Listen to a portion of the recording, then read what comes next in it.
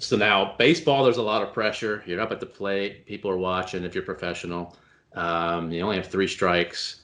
Um, on the set, you had to catch that baseball from Kevin Costner. You can't see it, but there's a film crew around you. I think there was a helicopter in the air. There was a whole bunch of stuff going on. There's a lot of money probably being wasted if you don't catch that ball. Could you talk about that pressure at that time? Yeah, you know what? I didn't think about it ahead of time because all I'm doing is playing catch. When I auditioned for the movie, I didn't even have to do a baseball audition like some of the other players who. So I thought, well, I guess they expect that I can throw and catch, which was fine because I'd done it a million times with my brother. And the final scene there where the helicopter pans up and you see the car's headlights going off in the distance. As much as today you do that on CGI, it would take somebody 20 minutes to create that. Back then, they didn't have that. That was 3,000 local Iowa farmers sitting in 1,500 cars on the 3 miles between where the field is and the town of Dyersville. They blacked out 5 other baseball games that are going on because Dyersville's big in baseball. They made the trains stop so that there wouldn't be they're trying to make it look dark and this field have the focus, so they had to black out the city itself. And the director, Phil Robinson, is talking on AM radio into the car radios. That's how he was directing people, which I think was just brilliant. He's out there saying, okay, this time, okay, start over again. We're rolling and action.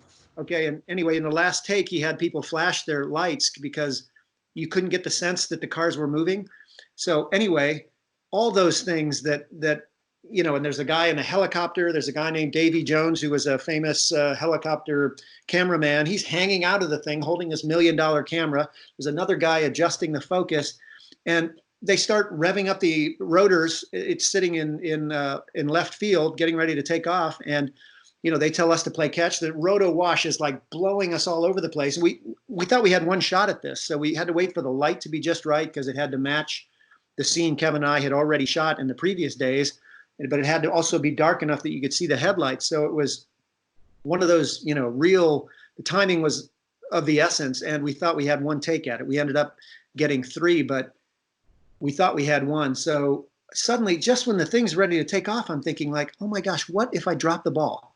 Here's this whole movie that's working up to the father. And then, Kevin looks at the ball and throws it. We're both in tears and it drops out. I'd be like, oh, what an idiot I would look like, because I'm thinking, this is the shot, they can't fix something like that, but I hadn't thought of it ahead of time or I would have prepared. But people, I think some people who've seen the movie say, gosh, you had a funny catching style. Well, they gave me this 1950s catcher's mitt that was, just as solid as a rock. And you couldn't even tell when the ball hit it. So, I mean, I was not going to drop that ball. So I would just be, on top of that thing and get it back to Kevin, let him drop it, not me. Like it was just such a funny thing when they were spending, $10,000 a minute shooting this thing. And I'm worried that I'm going to drop the ball, because I played catch with my brother a billion times growing up and many other friends. You never think, who cares if you drop the ball? I mean, you're trying to make a good catch, but if you don't.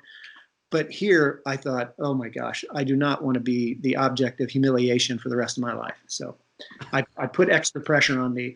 And then when I got the first take, it was like, oh yes, I did it. And then they're saying, we're going to get another take. And I'm like, oh, anyway, I didn't drop it. It all went well, but it was just a funny thing to think about when I never even anticipated being worried about such a thing.